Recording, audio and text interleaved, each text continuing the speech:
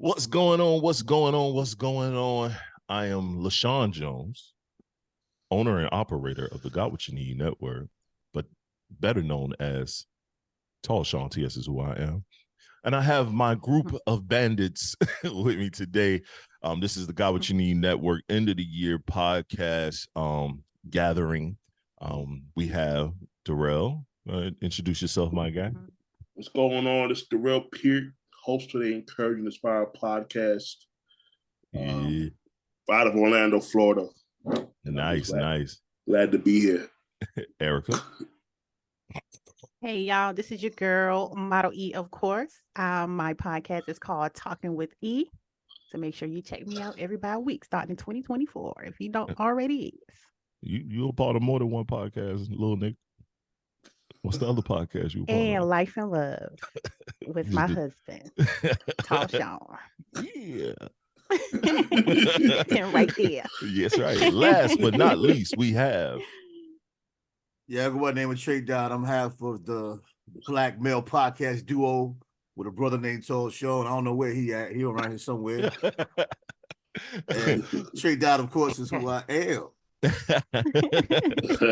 Yo, we missing one person, Sky of Hollow Tricks podcast. He has some pressing engagements, but we got majority of the squad, man. We ever so growing. I think Darrell has kind of been, Darrell and Erica. No, I think everybody been there. No, Darrell and Erica probably been here the longest. So they've seen different iterations of even the Black Male podcast. They've seen different iterations of just the network as a whole. So let's start off, Darrell. What are you thinking? Like, how do you feel about your podcast and how the beginnings of your podcast to now? How are you feeling about podcasting? I mean, I love it, man. I love being in the media space. I love the fact that I can bring awareness to people with disabilities. So that's one thing I want to do with this pod, as well as being in the music business and be able to teach. Because at the end of the day, I'm an educator, I teach, I share knowledge, and then also getting a chance to interview some really cool people. And what I like is that people see my podcast. Sean would send me emails from people that would find out who I have no idea who they are, and you get emails and say, hey, they want to go on your podcast. So I thought that was pretty cool. Yeah, because I mean, I'm still kind of a baby in the podcasting world, and I don't really do video. I do audio just because it's just easier for me to all set up. So, but it's cool to be able to just have fun, man, and just have great conversations. Right. So I love it. So what is that one interview that you think that stood out so far for you? Because you've had a lot of dope interviews. You had a lot of dope interviews. I mean, you interviewed Trey Lee. We all know Trey Lee. Everywhere to my crew. Yeah. For him to be a lawyer, I didn't know he was a lawyer until I really listened to your pod. Yeah. So, how was that? What's that one interview? Definitely, I would say, man, I can't pick one, but definitely we'll talk about Tracy Lee, man. Tracy is a cool dude. I actually met him through New School Rules, which is the conference that I work with in Rotterdam in Europe. Shout out to Hank and Greg. And that's how I met Tracy, man. And we just had a chance. We just kind of took a liking to each other. And I invited him on my podcast and just kind of learned about his story. Being the only artist, former major label act. I think he had 27 weeks at the Billboard or something like that. That song was crazy. A practicing attorney and to be the last person to get a cosign from Big. Right. I mean, to get a cosign. And if you look to that record, he held his own on that record. So to get a cosign from Big is huge, and to him to really want to help artists, because very few lawyers know what it's like to be. I think a lot of lawyers were disgruntled artists at one point, but to have the success that Tracy had and to be able to speak from both sides of it as a creative and as an attorney, I think was pretty cool. But I mean, I've interviewed so many cool people. Kipper Jones, that wrote all of Brandy's early hits, I Want to Be Down. Believe it or not, people don't know this. I Want to Be Down was not supposed to be for her. Right. That was supposed to be for Vanessa Williams. That was supposed to be Vanessa Williams' record. And I remember telling me a story that he was in the studio working with Vanessa Williams, and he got a call saying, "Oh man, we got this 14-year-old girl that we really love, and we think the song will be great." He's like, "I don't work with kids." Because he's just coming off working with Vanessa. Yeah, she's sending millions of records. I don't work with kids. They just cut the record. He said, "All right, well, y'all want to cut it? So just cut the record." And they cut it, and she did the one take, and the rest is history. So I mean, you know, the fact that he's worked with icons like that, and I've been so fortunate to be able to call people my friend, people that I grew up listening to, and to call them my friends from now being in the music industry and love and being able to touch people the way I do. Right. And Sean, I'll say this, man. I mean, there's no secret. Get in that mushy shit again. No, but I gotta say it because people might not know. Right. People might not know. Like, I'm in this business because of you, but I've forged my own path, my own way. Yeah, no, you did. And you know, to write the book that I wrote, because there's so many people that there's so many people with disabilities that want to be in the record business, and this industry is not an industry with social responsibility. So nobody cares to give people opportunities. You know, in my situation, I've created everything. Yeah, no, everything I've done, I've created it. No, you did a great job with it. I say this. It was for me, since you're on your mushy mode moment, it was for me when it comes to the music side of things. When we first connected, you know what I mean? And I saw you as a sponge, because every time I would say something and what we were working on, you were soaking the game up, and that we progressed. We've done a lot of dope shit in Orlando that people were still trying to do today out there. You know what I'm saying? We created a lane musically to have a collective of artists. You remember we went to Tampa, normally one artist performs. We took that 10-minute set and we had our whole label perform to a point where people that wasn't fans of us, now fans of us at that time because of what we did, you know what I mean? And how we created music. So and how we put together shows and how we did things. So what you did was, when I left Orlando, you know, prematurely when I left, in the middle of us working on some really dope shit. On an album, on a compilation project, we were actually working there. That I still have, and it's fire. It's still good to this day.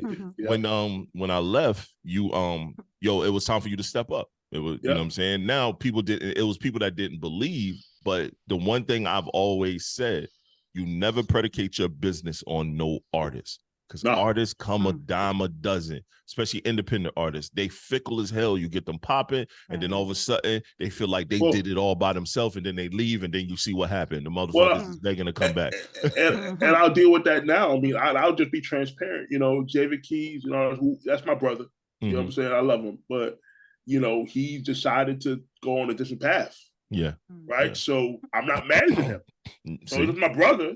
But if I put my eggs in one basket, said I'm just going to manage him, then I will be screwed. One of my mentors, Alan Johnson, said, "Man, brand yourself, because artists come and they will go." I've been saying that for years. You always got to brand yourself. You got to brand yourself, and that's what I've done. You know, every time y'all see me promoting, putting artists in platforms and magazines, I put myself in there. Yeah. I tell my story.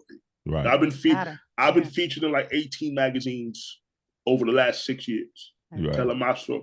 You know, so that way I could at least have an opportunity to build a relationship that can last, no matter if artists are here today or gone tomorrow. Because that's just what it is. No matter what's a part of the game. Unfortunately, when you work with artists behind the scenes, especially in a management role, no matter what you do, it's never good enough. It's just never good enough. You know what I'm saying? So they always want more. The sad part is, if you help them win, they did it on their own. If they happen to lose, it's all your fault. That's the sad part about this game when it comes to management side. But let's move to the next spot of things. Model E. Your podcast has been in multiple different iterations. It was you was a part of the end of Time for Some Action. You know what I mean? You started doing that, and then it rolled into E and Friends, and now it's Talking with E. So like, how you feel about podcasting today for you, you know, as an independent person, because, you know, podcast has been more the people that's so-called winning are the people that's so-called celebrities. Right. Exactly. So today, how I feel about podcasting versus then, today I feel very good about it.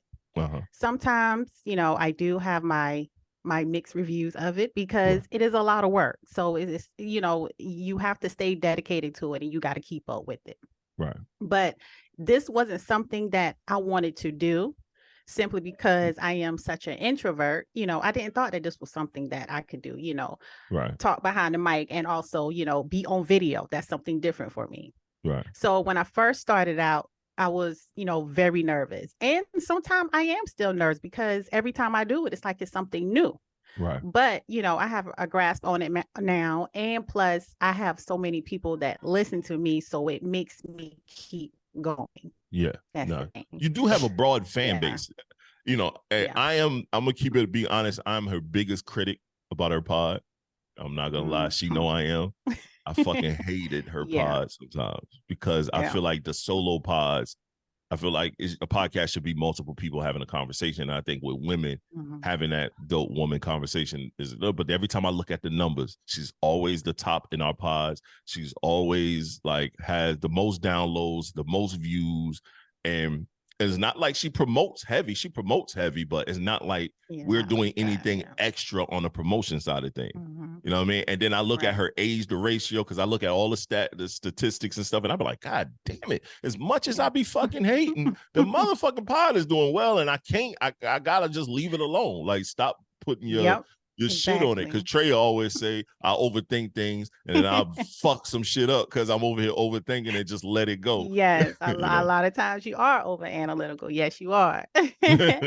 So, but I see that is working. Now, would I like to podcast with, other people more than I do? Yes, I do. But I guess it's the current place, where I'm at, the situation where I'm in, I really don't really have those people to depend on. People will say, hey, yeah, E, I want to come on your podcast, let me know what's up. And then when I do let them know what's up, set up a time, there are no way to be found. So, I just do it myself. And so my conversations are based around women mostly. And it's for men too. It educates men too, because the more you guys know about us, the more happier you will be in your relationship. That's what I always say. I'm miserable. Whatever, miserable, happy. Yeah, that's such thing. So, and I talk about a whole broad range of things from health, relationship, just things that's just going on about women and I will say stuff that women would want to talk about, but don't want to talk about. Right. So, that's just what I do for that's a fact. Talking with E. And as for my other podcast that I had with my husband, Life and Love, and you speak on that more, then I'll come in. That's more of marriage, long-term relationship, just stuff that what we do, we kind of put it out there. Yeah. And we just had a dope interview with a relationship coach. Yeah, so that'll be our last. When by the time people hear this, that pod will be already out. But that was one of the pods that was fire. Like, what I'm saying? Yeah. She was definitely intrigued about us, but then we was intrigued about what she had going on and what she has going on. Talking to a relationship coach, someone that actually really get clients who really looking for love, someone who does it. But like she said, she's not a counselor. Yeah, no counselor, no therapist. Yeah, she's not a therapist, but she does relationship coaching and stuff like that, and she does relationship events. But she has a broad client base, which is wild. But digress. My guy Trey Dot. What's going? What happened? Yo, man, as the same thing with you, bro. Like kind of a similar question. In podcasting, the Black Male Podcast has been through a few different iterations. It was 3 of us. We was named the Black Male, as in like handing out letters.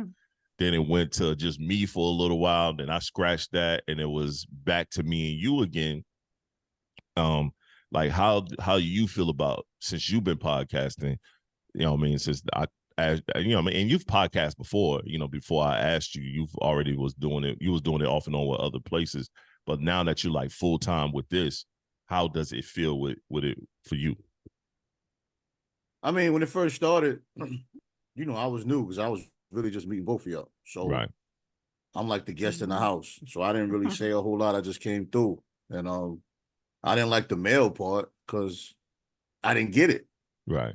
You know what I mean? Not that it was whack or nothing. I just didn't really get it. And we were filling each other out, man. We were all at different parts of life, man. And, it just was what it was.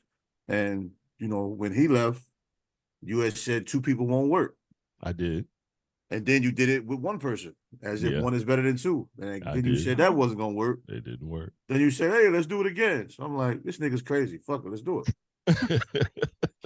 And, you grow as you move along, man. It helps and hurts that we're also friends in real life. As much as we are very transparent with each other, we still have egos towards each other sometimes, I believe. Yeah. Especially in the early days. We graduated behind it because we recognize it.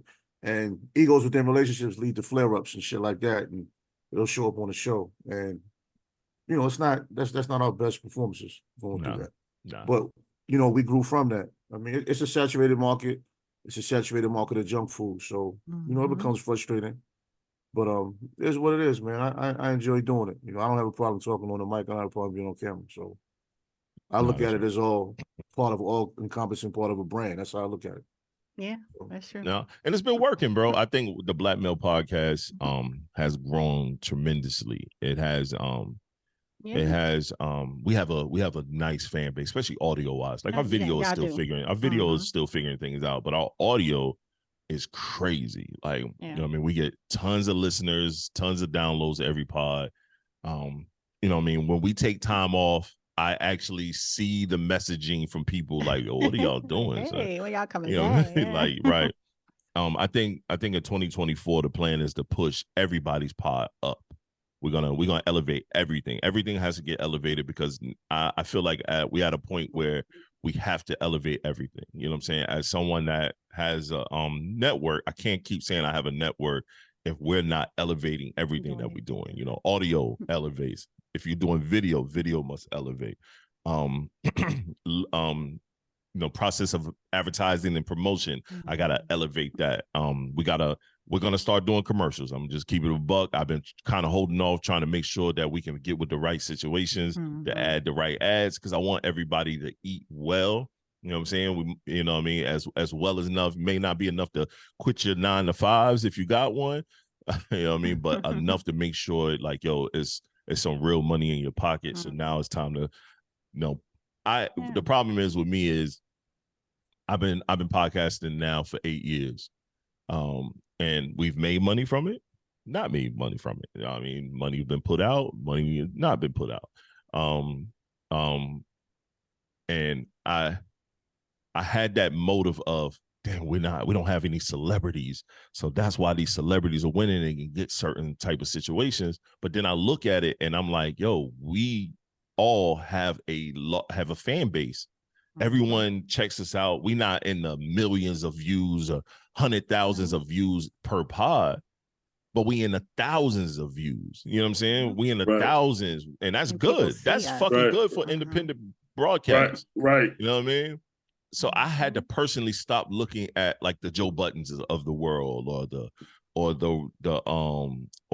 Noris of the world, or the this, that, and the thirds of the world. Like, because I think about us, like Darrell talks to actual celebrities in music. You know what I'm saying? He talks to people that's really popping in music or in whatever field they're in. Erica is really a one-man band female with her pod, and then turn around, we do a relationship pod that, come to find out, like the lady we spoke to, she was so intrigued and happy to be a part of our situation. Like, you'd be shocked. That's our first interview, our first guest. We don't do guests. That's our first guest. Then you got Trey and I. Our pod is growing like crazy.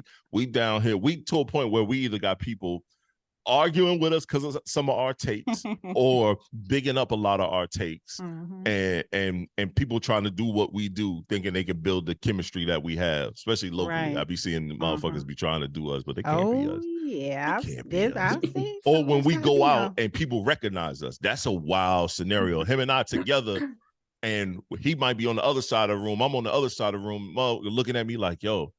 And then Trey walk up on me. I thought that was y'all. I'm looking at like, local celebrities already. Just know us for what we doing. That's a wild situation. You know what I'm saying? Because even us, we're gonna get into doing more live podcasts, like on site someplace. You know what I mean? Like, we gotta.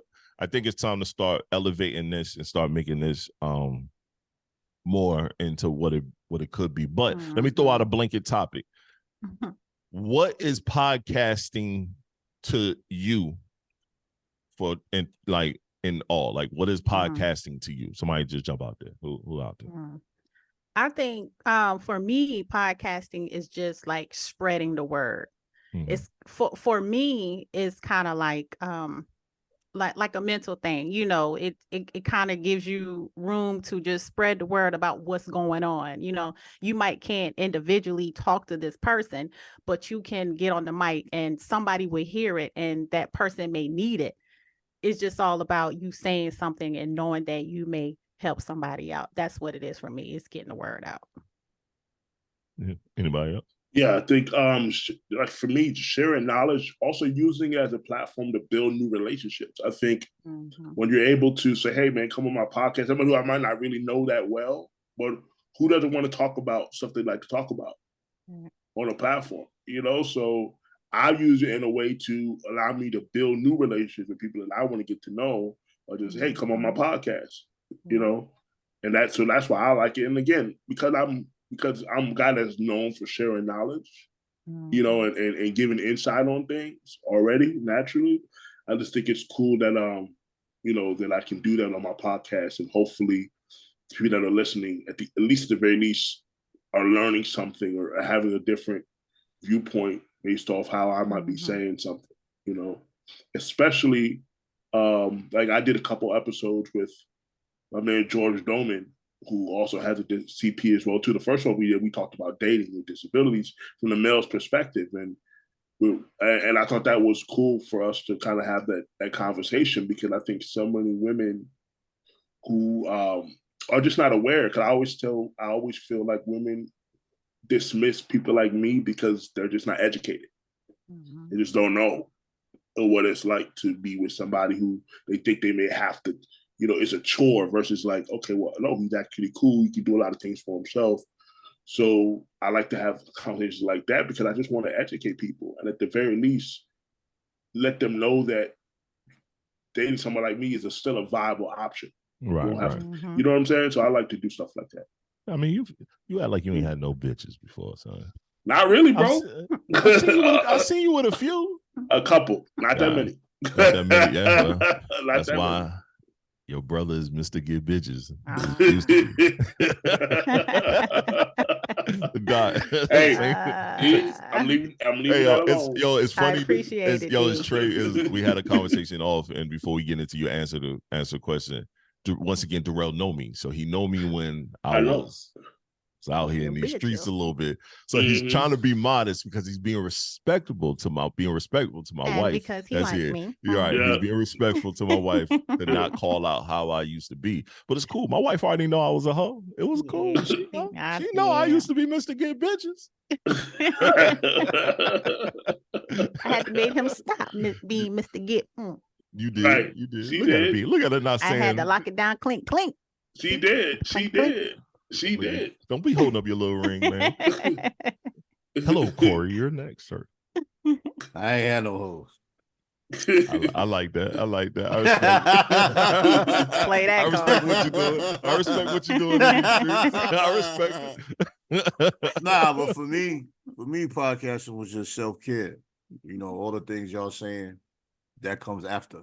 To me, just like music, to me, that's just my expression. I don't worry about how people are going to accept it or none of that when I'm putting it together. I don't worry about what someone's going to think when we're potting. You know what I'm saying? So I don't think either one of us do. It's a matter of we have our own identities, and I feel like it's something to share. If you look at anybody that's successful in the podcast world, music world, any form of entertainment, what makes them popular is the fact that people feel that they can relate to them. And so I don't think about other people when I'm doing this. I know there's a piece of me that can be shared, because you look at your everyday life, you know how you just can be an inspiration to people just being you. Yeah. So that's how I look at podcasting. It's an opportunity to share the gifts that the universe has blessed me with.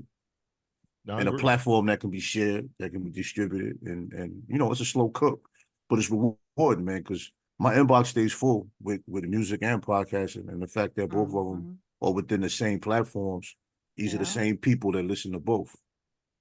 And they all assist each other. Yep. No, so that's the beauty of it. Yeah, and then my brother's a part of just about everything I do, just because it makes sense, because he's with me anyway. Yeah.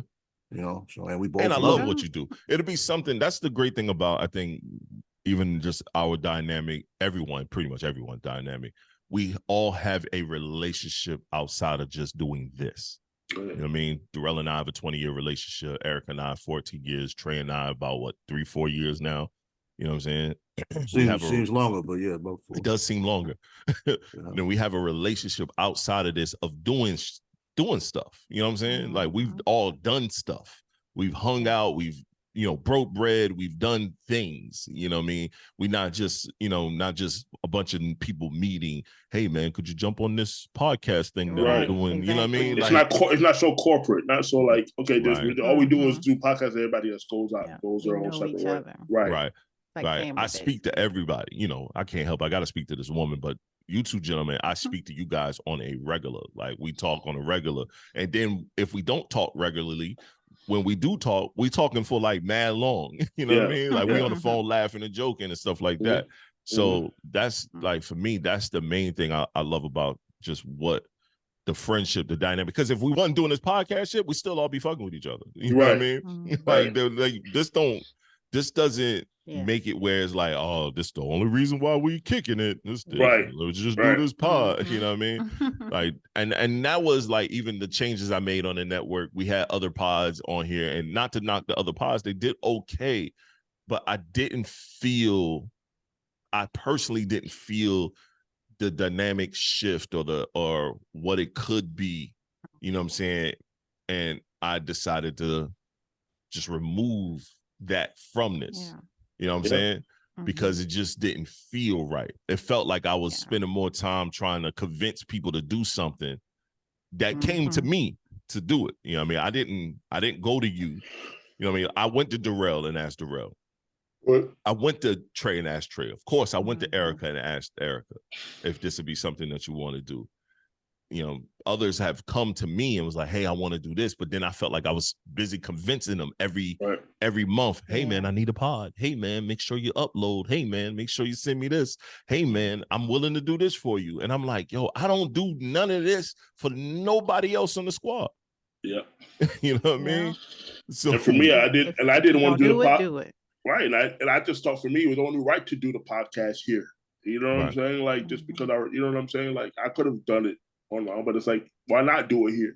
With somebody that I know that has my back, is supportive, is always, Sean and I, it's almost like he told me something that always stuck with me years ago. He said, look, nobody or friend will ever say nothing bad about you, but I can rip your asshole anytime I want to, because we had that type of relationship. Whoa, that was wild. He told me, but he told me that. That was wild. No, Trey only said that because we do the pause game. No, that was wild. I had to tell him that because Darrell used to have a lot of leeches around him. He used to have like couple of leeches. Even couple of artists that we've worked with, they were leeches because they saw him. Darrell had a tendency back in the day of wanting the attention, so they saw that and they used to try to leech. For me, I don't want nothing. I ain't need nothing. I'm cool. I'll come pick you up, but you got to get out your car because he has I don't know, Trey, if you know, he has what you have again? Tell him. Cerebral palsy. Right. So his muscles and stuff are they don't bend like ours. Yeah. You know what I'm saying? So he has to have a crutch. He has to have the little arm crutches and whatnot. Yeah. For me, throw them shit in the back seat. Yep. Get in the car, nigga, so we can go. I ain't your maid. I ain't doing none of that shit. Yeah. Because I used to do it at first, and I noticed everybody did it. And I used to look, I'm like, yo, that nigga's capable of doing this shit himself. Why are y'all babying him? So I'm like, yo, it's enough that I'm coming over here to pick you up. I ain't asking you for no gas money. Put your fucking sticks in the back. Jump your ass in his front seat and put your belt on so we can go. You know what I mean? But look, let me ask you though, do you drive? No. I went to driving school in 2003 to learn to drive with the hand controls. And they said at that time, the gas and the brake I could do fine, but they didn't feel like I was making enough, quick enough adjustments in the road quickly enough for them to release me on my own. Because I got a partner that he drives with his cane. Okay. I don't know if that's legal or what, but I took him to buy a car one time, and I rode with him for a little while to check the car. And the pedals, you use the cane. I was like, yo, this is wild. Yeah. Yeah. Did he drive good? Yeah. I mean, it's like doing it for a long time.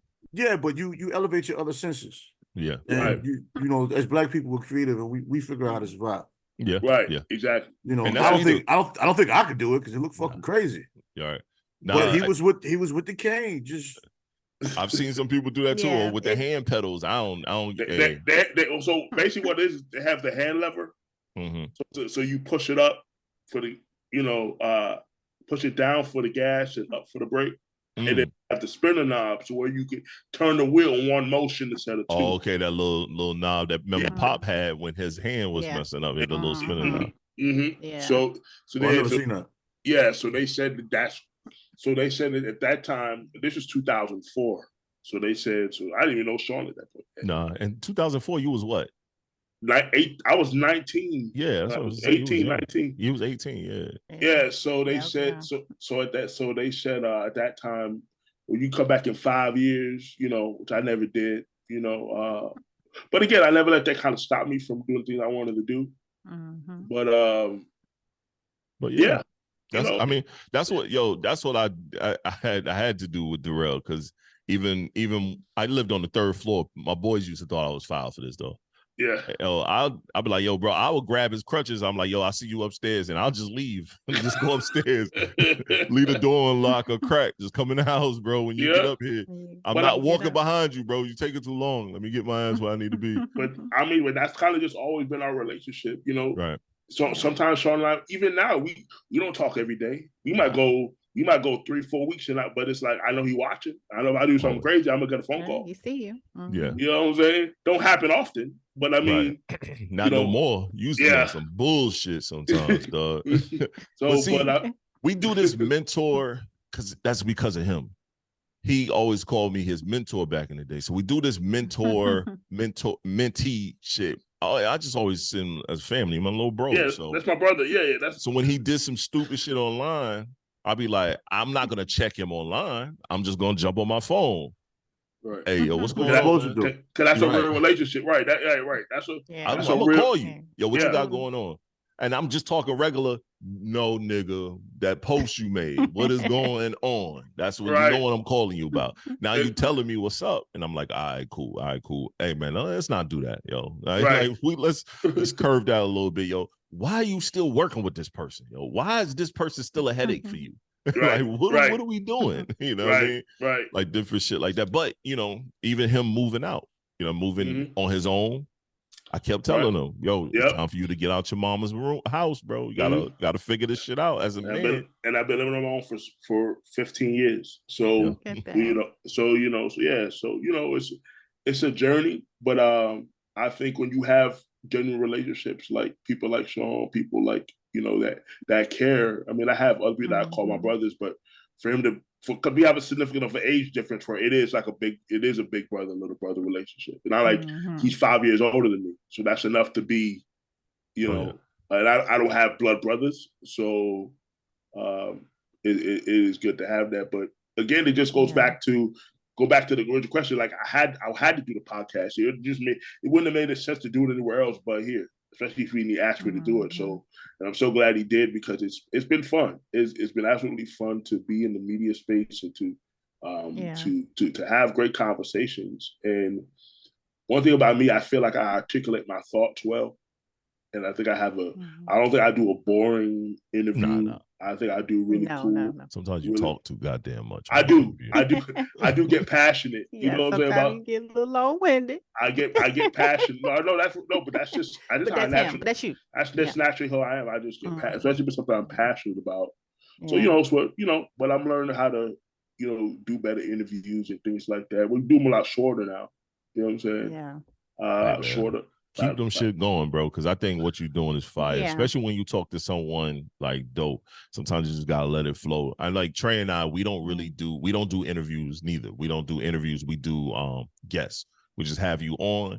We'll talk about the topics that we have, and then we'll let you promote closer to the end, or we gear the topics around what you do. You know what I'm saying? Mm-hmm. Just to make it easier, make the flow easier. But even though when we have people on, there's people that we want to talk to, we want to fuck with. know what I'm saying? We have Chris White. We'll have Chris White on. That's just because he's dope.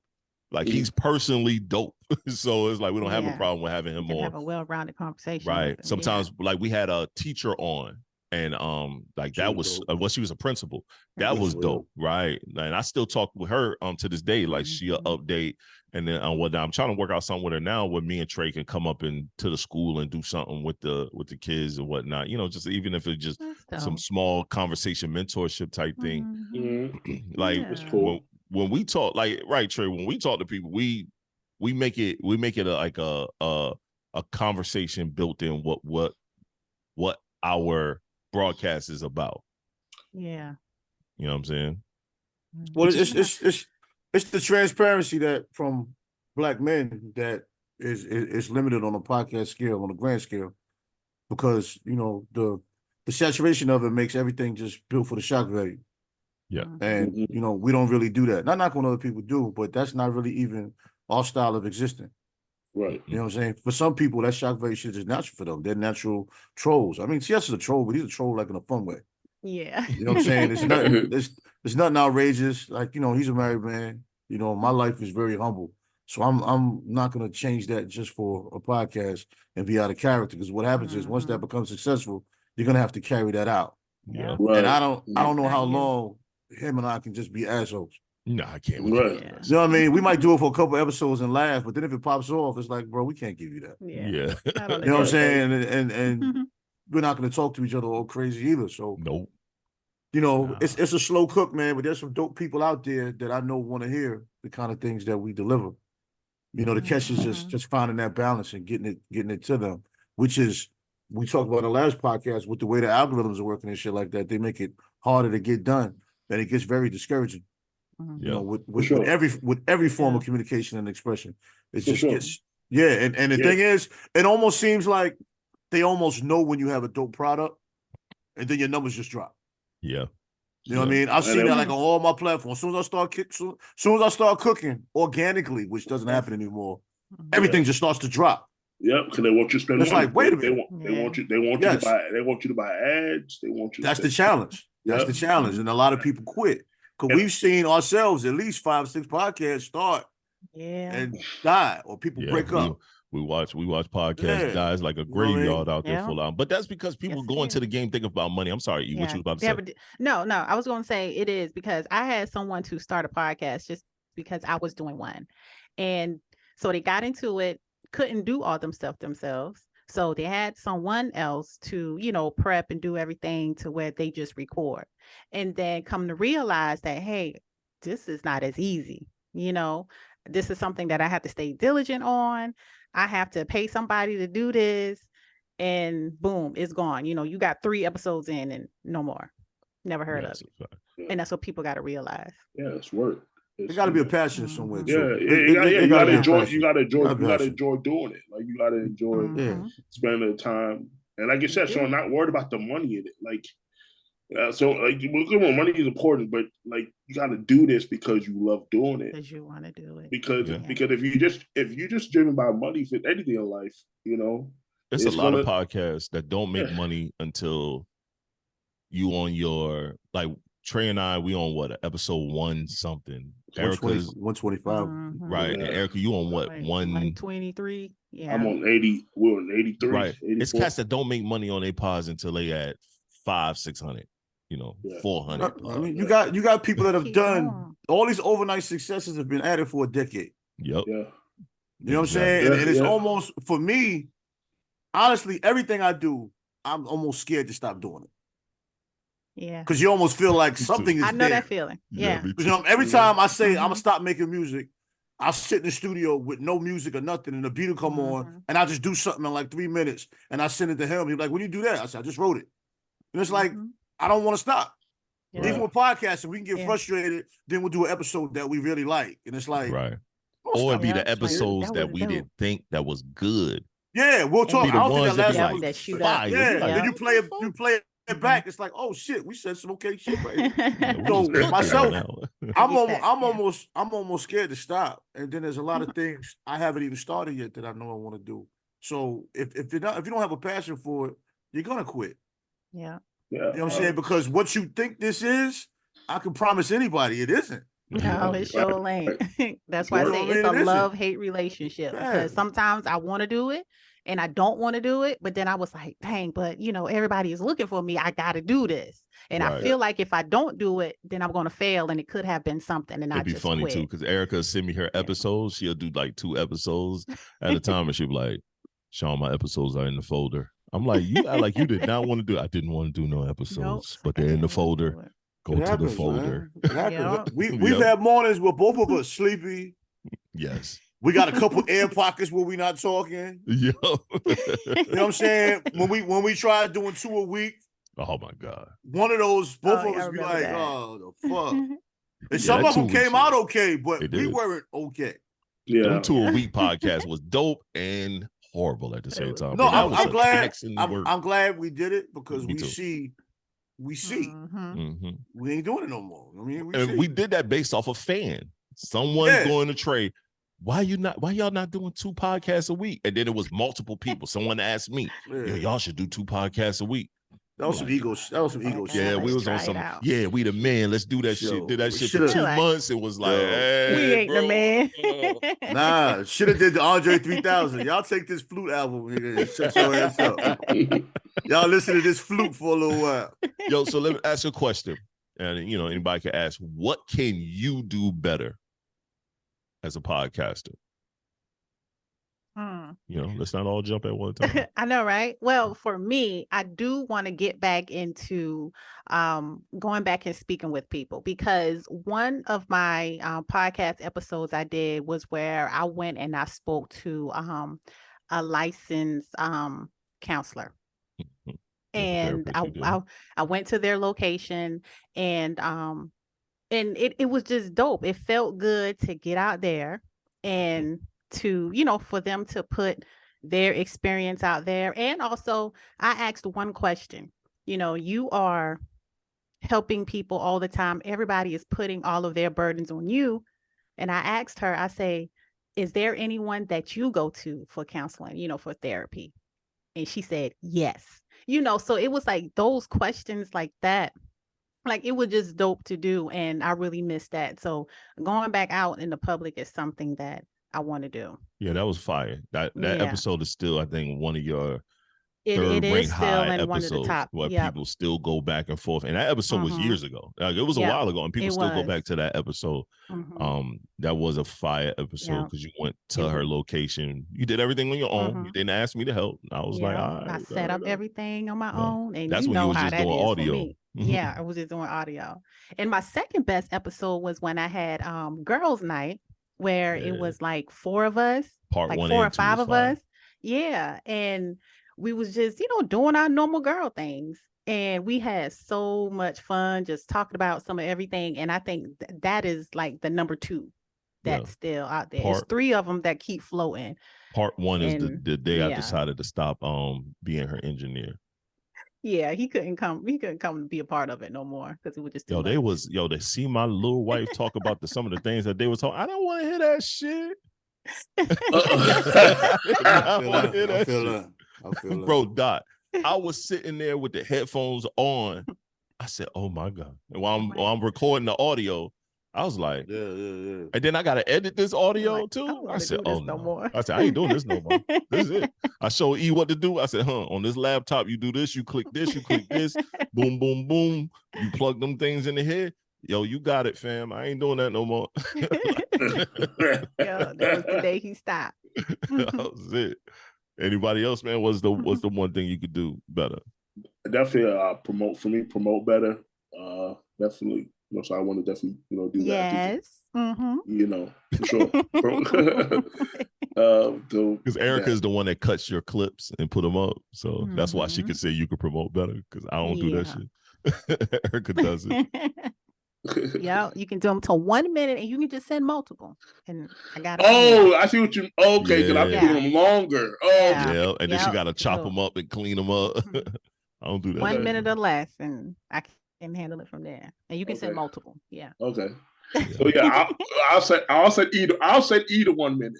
Yeah. And that way I'll put a folder there for her. Yeah. There we go. There you go. Because she be in that folder. I don't be in it. There you go. Yeah. So and definitely, for sure. And then definitely get the audio better, we'll upgrade my mic and things like that. But but I think those are the top two things for me. Okay. Dot, what you thinking, man? I mean, just combining all the things I got going on. I mean, as far as course marketing, because it's crazy because a lot of the DJs that spin my stuff now, we have regular conversations and shit. You know what I'm saying? Just bringing more people into everything I got going on, and the clips have been introduced to a lot more people because of the music now.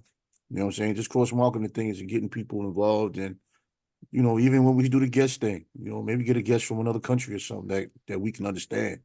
You know what I mean? Because some of them over there, they just over there for the military, whatever. Just expanding the base, man, and having fun with it, man, and not overlooking anything. We always talk about curating fan bases, man. We got people that mess with us from places that we weren't expecting.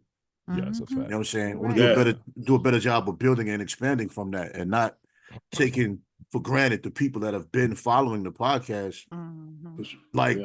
aggressively for the last year. I agree. You know what I mean? There's some people that are liking every clip, that are always in the DMs from the stories. You know what I'm saying? I want to do a better job of, curating that fan base with the podcast as well.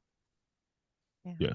No, I think for me, all of the above, everything. You know what I'm saying? Like helping everyone, build up their audio quality, helping everyone market. I gotta do a better job of marketing and promoting, period. Like I don't really do a good job of that shit. But let me just throw this in here too, though. When we do the live podcast, that just gave me an indication of people that actually do like what we do, because people tuned in and they stayed tuned in for the entire episode. And it's a disadvantage. It's a disadvantage, man, because we gotta live, we gotta survive. Yeah. So we can't just sit here doing no fucking live podcast all the time. No. But it'd be dope if we just find a way to do it more, because people actually, I was kind of nervous in doing it because I really didn't want to be the live podcast guy with one person watching.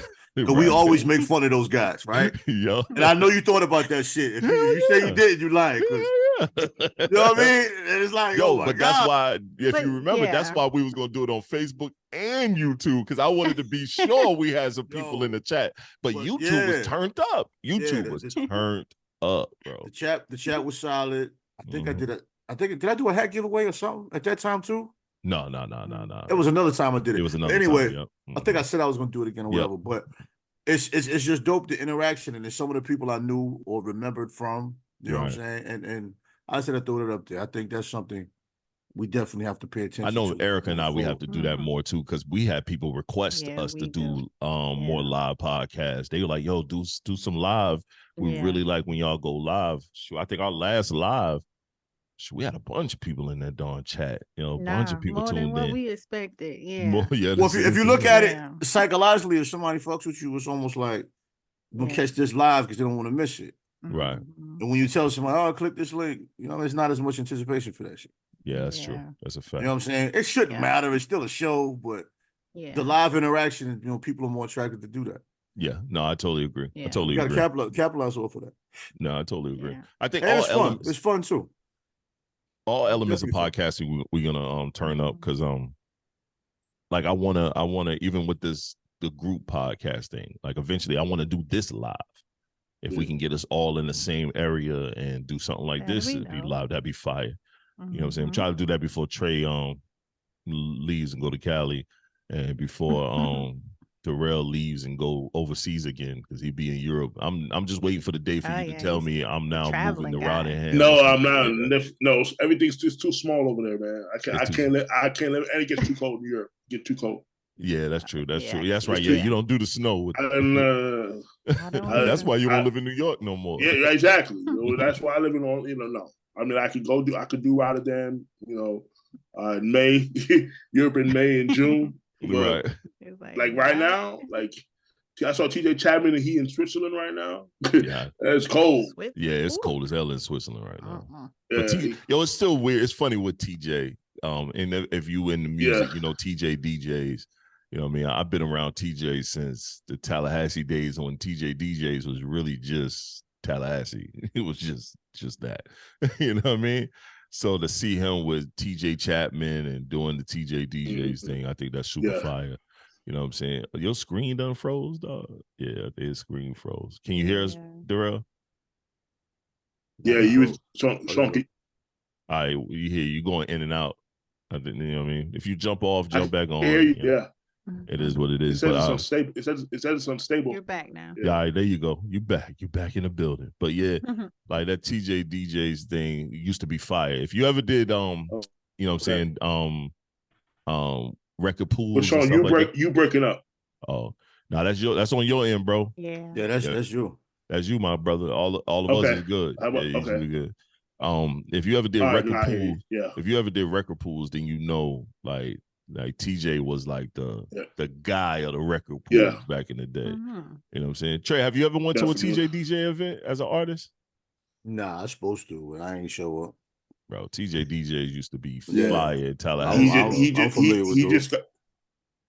You know what I mean? He just got inducted to the Black Radio Hall of. He got inducted to the Black Radio Hall of Fame along with our guy Terry Bello. Okay, Terry Bello made it too. All right, there we go. Terry's in. Yeah, so Terry Bello was the first music conference that Sean ever took me to. Yeah, we went to that. International Soul Music Summit. That was Terry. For those who don't know, Terry Bello is a well-known radio guy. Mm-hmm. He's been in the radio for a long time. Yeah, so he used to. He always liked to tell the story about how he told a guy named John Stevens that his music sucked. So for those who don't know who John Stevens is, goes by the name of John Legend. Yep. told him one time that Stevens is his real last. That's his real last name. Mm-hmm. So he told me that time with that your music sucked. He was like Billboard director. He said, "Yo, your music is trash." but it was but dead Terry ass also, wrong. but Sometimes it be like that. And Terry also was big behind PJ Morton, early days of PJ before PJ. So Terry kind of PJ is the man. Have you ever listened to any PJ music, Trey? PJ Morton. I'm gonna sing you some. Yo, he R&B artist. You'll love that shit. I'm sure I haven't. I'll remember. Bro, you will. Erica's heard it 1,000 times. I played PJ Morton a ton of times. PJ Morton is fire. So.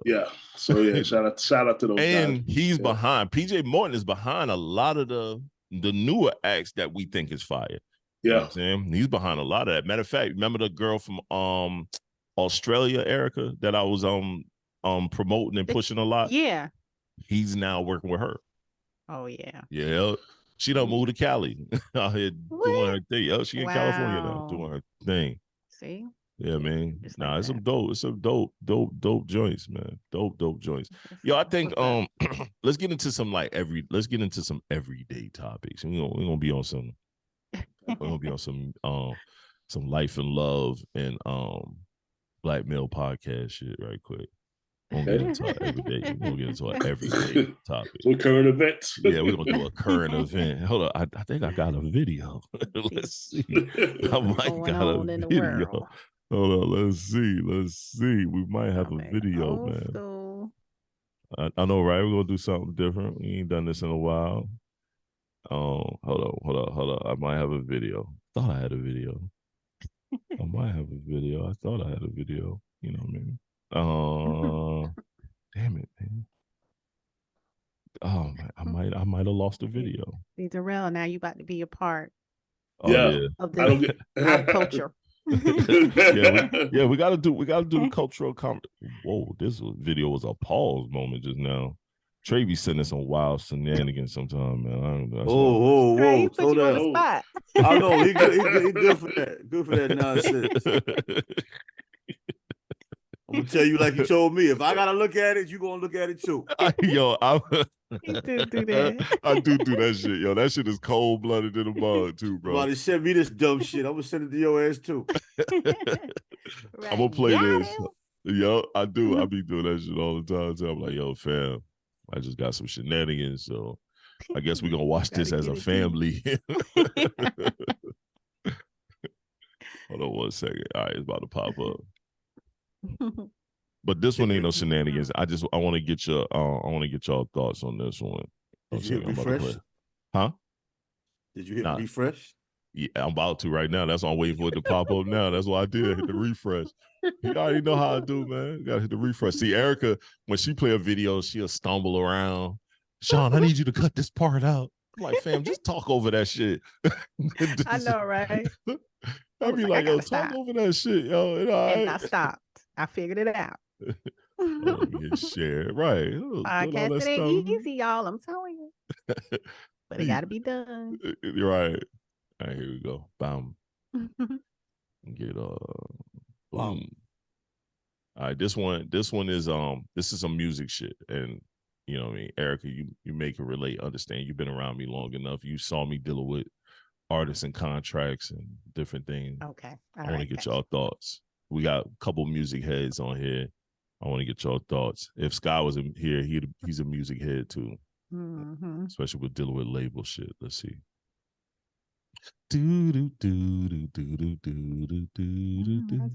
Are there any particular things that an artist can do to get on your radar? Let's see if this is real. What y'all think? Or on the radar of A&R that you would advise talent to do? I think I've always said this, and I think it's still true. The best way to get a record deal is to not try to get a record deal. Focus that energy on making amazing music. And now more than ever, there is an opportunity for you to have your music heard by more people than ever, you know, in the modern era of making music, like you were saying, T-Bone was saying. With so much music out there, people are going to respond to things that are great. And if you really hone your craft and you really work on making sure that your music is great and that you're out there wherever you are connecting with an audience on a local level, chances are that it can then boomerang with some help from, you know, labels like Atlantic to be able to take what you're doing on a micro level and push it on a macro level. When we first signed 21 Pilots, I don't care about the 21 Pilots part, but Darrell, being that you're someone that's heavily into to music right now, and you kind of push a lot of similar things that the person is saying. Yeah. What are your thoughts on that? I completely agree with him. I think the focus should not be to get a record deal. Because the record deal is the last place you should go do, because we live in a day and age where the people matter. See, there was a time where record labels controlled everything. So they could control almost the outcome of the success. You can't do that now. The people going to tell you what they like. You know what I'm saying? The fans matter. The fans is why you have a career. Supporters is why you have a career. So I totally agree. Make great music, build your fan base, and then you got to realize record labels want to be in business with people who have a profitable business already. They want to find partners, not necessarily to build you from nothing. They do that now. Yes, now. Right. But but to say that they should be trying to get a deal or trying to get signed right out the gate, I would say no. I would say make great music, great product, and surround yourself with the right people along the way. And it's going to cost some money. It's going to take some dough. Yeah, that's just no way around it. It's going to take some money. So you got to if you're fortunate enough to have somebody that's willing to to invest into you, to help along the way, right? Then that's where you want to be. But don't expect the record label to come in and save you, because that era is gone. Sean, I think the era of the 1% is gone. Okay, what you mean? Meaning that, like, trying to get into that 1% of what we see that's marketed as those music is too fragmented now. So to try to see if you can get into the top 1% of the space for most artists is probably not feasible. For most. I say it's not possible, but the era of the superstar, to me, the traditional, what we would call the superstar back when we was coming up. Right. I think in the era of TikTok and Instagram and the era that we're in now, everything's too fragmented. It's the microwave. It's the microwave. Right. It's super microwavable now. Right. This shit is instant oatmeal. This shit, they put some hot water on it. They said, fuck the butter. Just put some hot water on this shit, stir this up. We're gonna put this out and see if it sticks. I agree with him to an extent. We're in an era of where your visibility could be broader if you put a little more effort into it. You know what I'm saying? And not to use Trey as an example, but we'll use Trey as an example. Yeah, he started using his visibility more and start putting out, more music, even at his current, because people think at your current age, gray beard, you can't be doing what you're doing. They tell you that's a young man game. No way. Everybody has a gray beard. I call bullshit. I call Trey. You know what's interesting? Not to cut you off. I was watching an interview that J.R. McKee was doing, and they asked the same question. Well, how do you about ageism in hip hop? There's no ageism anymore. It's like at the end of the day, because you're trying to find your people. You don't need to, you don't need to compete with the young kids. I think we did that. I think that we did that to ourselves, and we talked about that on last podcast. Right, exactly. I agree. You know what I'm saying? When I do a joint, that's a piece of me. I'm not in the club. I don't pop bottles. I'm not smoking weed all day. You know what I'm saying? I'm not carrying guns around for this activity. There's hip hop fans in their 60s. Yeah. You know what I'm saying? They only listen to music from the 90s because they don't have anything they can listen to. And then when older artists do music, they're trying to attract the crowd that don't want them. Them 20-year-old niggas don't want us. Nope. You know what I'm saying? Right. But they can hear something that we do and like it, though. But they don't want us doing what they do. And they're not trying to do what we're supposed to be doing. So there's a void of what we're supposed to be doing that isn't there. And then we complain about music being one-sided. It's one-sided because we let it be one-sided, though. Not saying there's certain things we do have some control over. What commercial radio is doing, that's what they're doing. It's always been to generate revenue. People my age bug me out because they act like we didn't have bullshit artists also.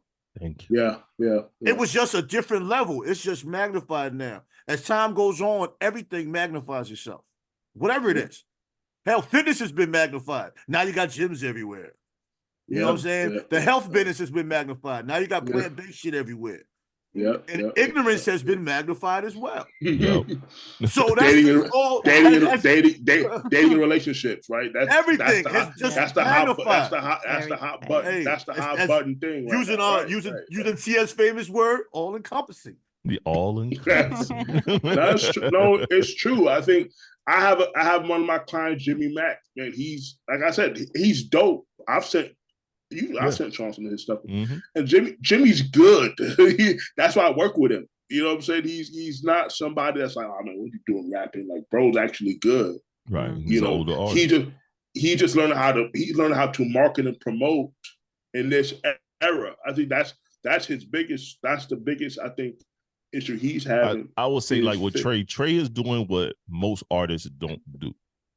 And that's not just curate your fans, but he's curating his market base when it comes to who I send my music to. Right. He is killing the mixed DJ lane. Mixed shows, mixed DJs that got internet radio. Like he's like, yo, fuck that. I'm not thinking about major radio. Yeah. I'm not necessarily thinking all about college radio neither, but I got college radio stations. I'm gonna hit these mixed show DJs that's all over the world. He got a DJ that spins in a club overseas regularly. He got DJs that spin on their own shows, who do lives, who blends, and he sends out proper digipacks. Thanks. You know what I'm saying? Sean. Like, talk about that for a second. Let's talk about it. What he does is I never even told him about a digipack. He just one day he was like, yo, bro, I'm about to start sending out the acapellas, the beat itself, and the record. You know what I'm saying? With a proper press kit and everything. He was sending that shit out. I did the press kit for him, but he been doing everything else. He sent out. That's a proper digipack. You take this pack and you send this to every radio show, every DJ, especially if you got cleans. If you do cleans and dirty, you in there. You in there. And you have to. Sean, they have to do clean. People, if you're being smart, I'm cleaning an artist record right now. It pissed me off. I didn't tell him about it. I wish I did. But I'm cleaning a record by Scrap right now. And I'm like, I'm glad he do not curse a lot. Because if he did, it'd be fucking blank points. Right. It's like nobody wants to hear a record. You know what I mean? Like, no, I tell people all the time, like, just on a little tangent, but okay, if you're going to be a professional artist in today's world, have different versions of your song that you can perform in different demographics. If you're an all ages event, Right. you do have a version where you can perform where it's not going to affect if the kids hear it. Right. You know what I'm saying? Right. If you're going to be in a club, like that's part of being a pro, part of being a professional, like where you look. And also too, go ahead. No, go ahead. Go ahead. I was going to say also to another artist, you realize this too. Read the room. Read the room. Have songs that you may have an idea what you were going to do, but like, man, I don't think it's gonna really fly in this room, so I'm gonna switch it. I'm gonna switch it all up. Yo, I always tell artists, if you do a show, bring multiple multiple sets. Yes. Bring multiple sets of the music that you have, mix it up. If you got, especially if you had a good catalog, you know what I'm saying? Like if Trey did a show and he walk in, he already know the show's the room that if it's an all hip hop room, he's not gonna do a Soul Trey record. You know what I'm saying? Like if he did a Soul Trey record in the all hip hop room, that shit may not fly well. It's a hip hop record, but it got a lot of R&B on it.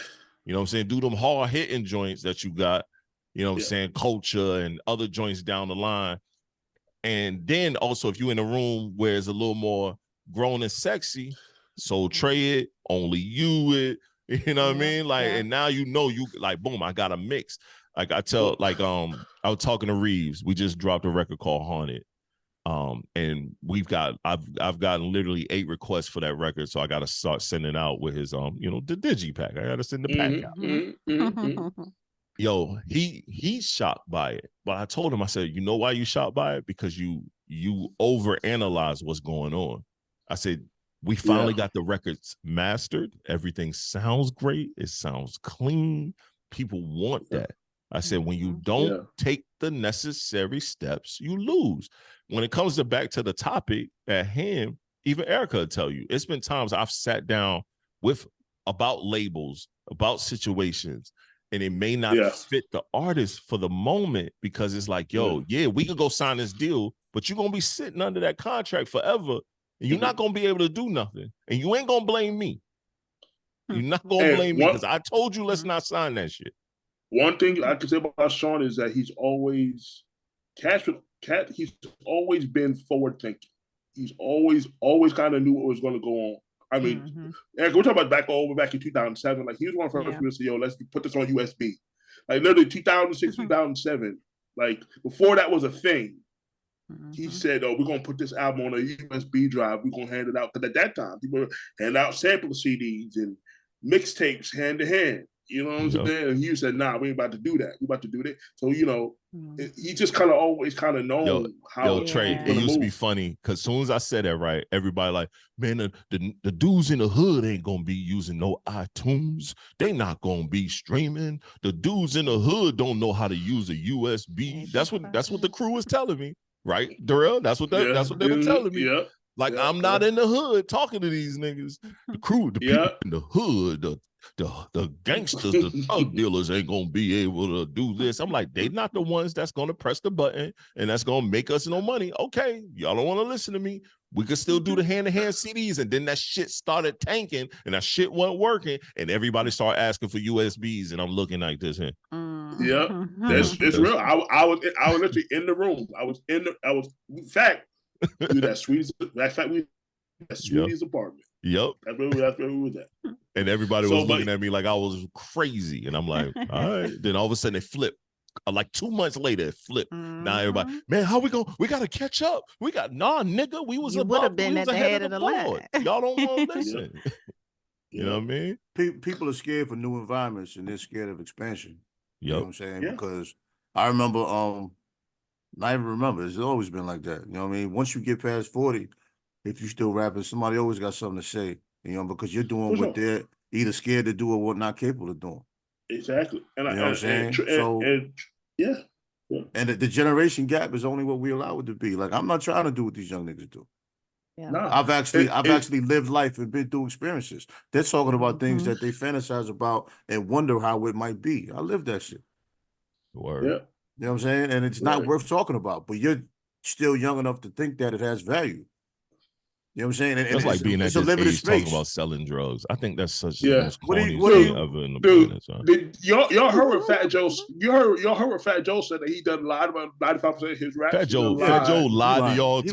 He lied. He only saying that to stay off the radar, bro. Yeah, because he old now. He don't want to be attached to that shit. He lying. That's I all. mean, he exaggerated a lot of shit like everybody does, but he wasn't lying 95% of the time. Yeah, Fat Joe only said that because he know that he should. that's things that have been going on. If you're a real one in this game, you already know what Fat Joe is. I would have said that too. I'd have said that. Yeah. He like, I ain't trying to get no Rico. Y'all better stop that. Don't compare me with none of that shit that's going on over there. I done been to jail. I'm not going back. I lied. Just like I told you, I ain't never had no hoe.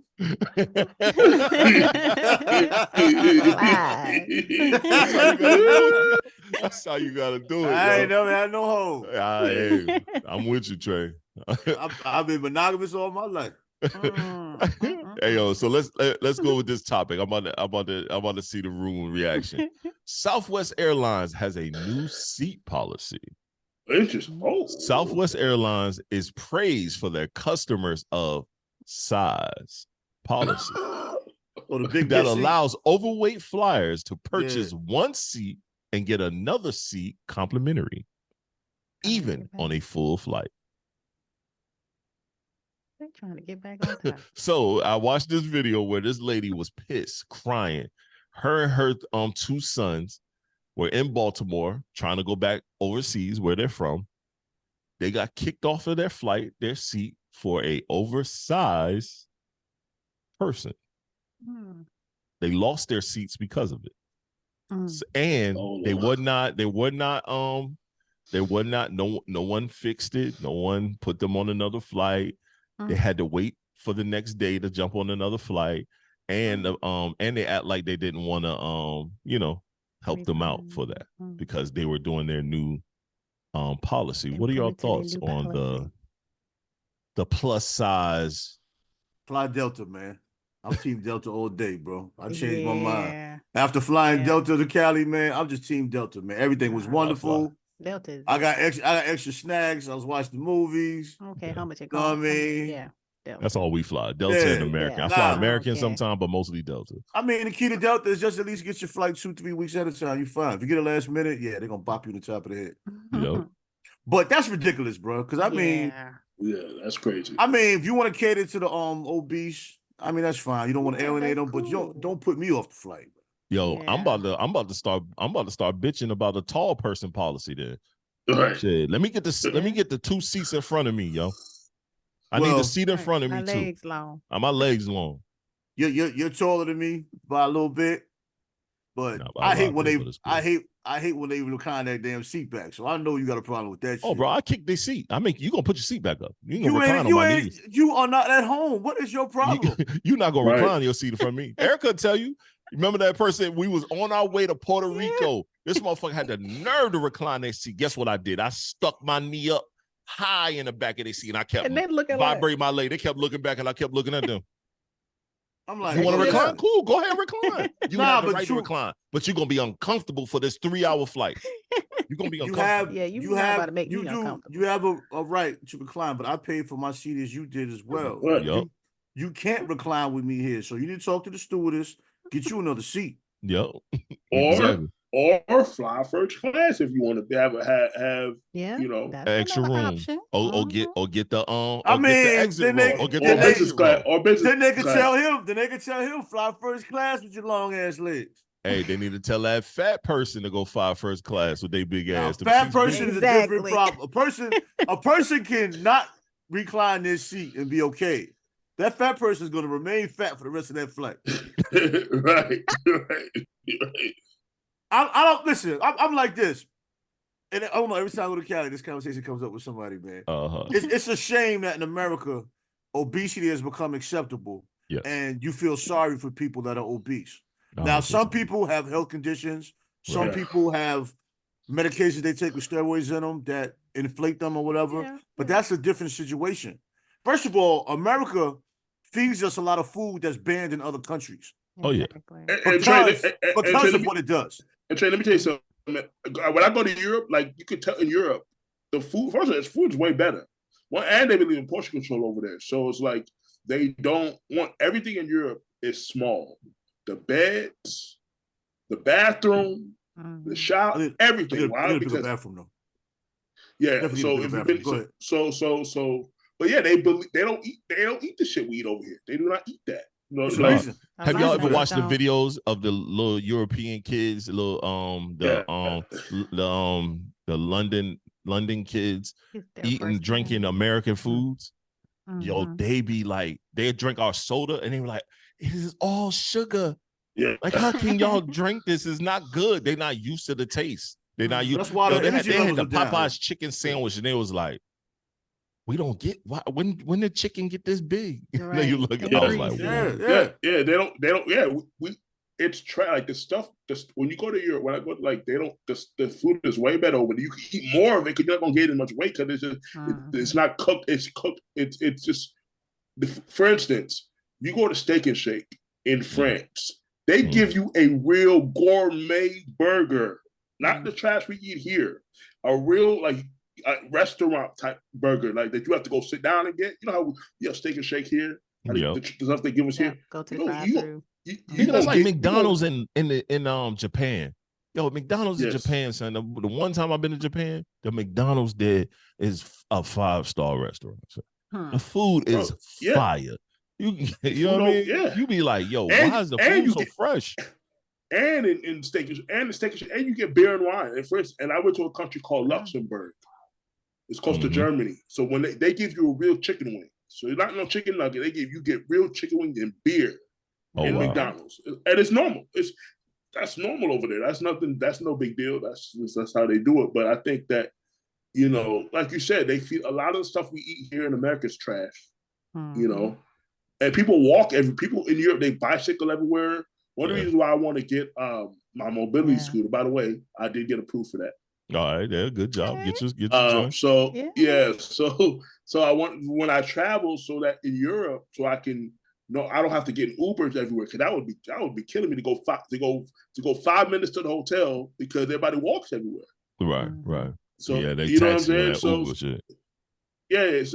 So but people walk and they take a lot of trains and all that stuff too. Yes, train exactly. System works well.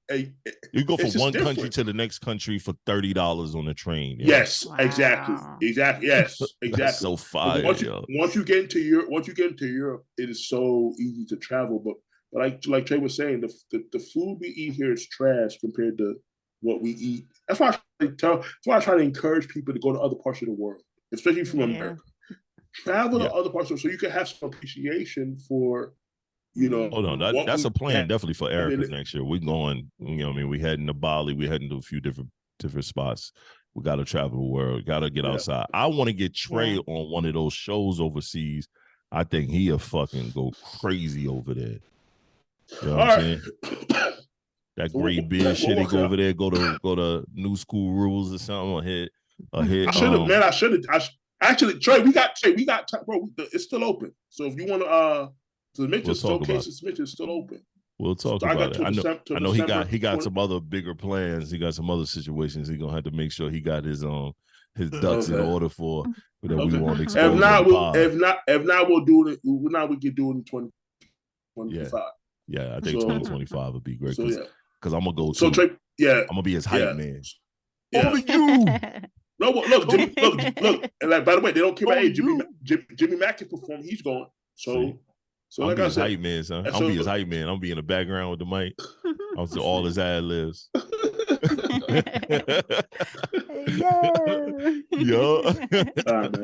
Yo, E, what you think about it, man? You got an issue with the fat policy? That it's not right. I know they, Southwest been into some stuff lately, and they trying to get back on top, but that is not the way to get back on top. Yeah, don't keep nobody off. Don't keep. Yeah, if people pay for their seats. Yeah, like come on, cause like you said, like Erica said, the Southwest been on some bullshit lately, so they trying to get back into people's graces. That's a management problem. When they put that in effect, they really didn't think they would be in a situation where they would have had to have made that decision. And they made a decision that to a regular person makes no sense. But they're thinking of it as if, okay, we promised, I'm going to use the word obese. We promised these obese people this. And if we don't honor this, we're going to get sued. Yes. So I'll take a chance on kicking this woman and her child off because I don't think they'll sue as quickly as this obese person. So I'm going to take a chance and kick them off. Now, they should have got a refund for their flight and a free That's what I flight or was saying. something. And a At free least a flight. refund. Now, Yeah. if you want to do damage control, that should have been done. Yeah. And according to how you said it, I'm sure that wasn't done. No, But it wasn't. It wasn't. Damage control should have been put in place for that because they inconvenienced that woman in ways that they don't imagine because they don't know what that woman had to go through or went through because of that. And I wasn't on it. So you get 2 seats because you obese? I mean, shit, let me get an extra seat because I'm swole. Right. Nah, I ain't about to do it. I ain't about to do it. I ain't about to do it. I ain't about to do it. You don't need to do it. Yo, Allie, you was right there, boy. I was about to LeBron that shit. Bro, listen, that seat was like, but I had a whole row when I went, and when I came back, there was nobody next to me. So I was okay. Yeah, nah, that's the best. That's the best. All right, man. Yo, we're gonna end it there. I just wanted to do some quick hit topics, you know what I mean? Two quick hits, you know, just get the podcast vibe and feel. But it was mostly about everyone getting to know who we are and know what we do. I want to personally thank you all, like no bullshit. I want to personally thank you all for just working with me, being a part of this network. Sometimes dealing with my shit, you know what I mean? Some of my inconsistencies, some of my overthinking. I love you all. Like, I appreciate it. Thank you.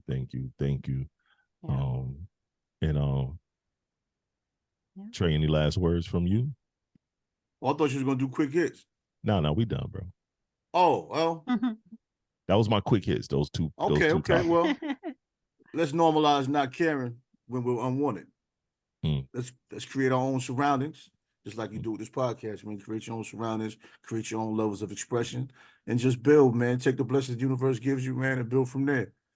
Brick by brick, build something solid that can't nobody knock down unless you allow it to be knocked down. See, that's why I asked him to do the quick hits. Darrell, you got anything you want to add?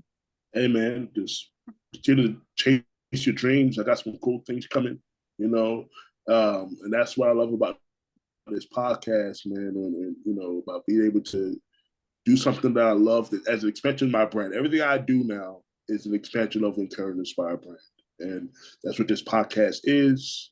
And I'm excited for 2024. So yeah, man, glad to be here. That's dope. Yeah. So I would like to say thank you for everyone being a part of the podcast network. Yeah, because she is a co-owner. That's right. Yes. I believe with us, everybody doing something different on our pod, even with Sky, and sorry he's not here, but everybody does something different. And I think that what makes us unique. We all don't do the same thing. And also, you know, just thank you to our listeners, because without you guys, you know, we wouldn't be here. So thank you for being a part of the Got What You Need Network family. Yeah. All right, man. Like everybody said, I'm Tarshawn T. This is who I am, and we are out. Thank you all. Happy New Year. Merry Christmas and all that.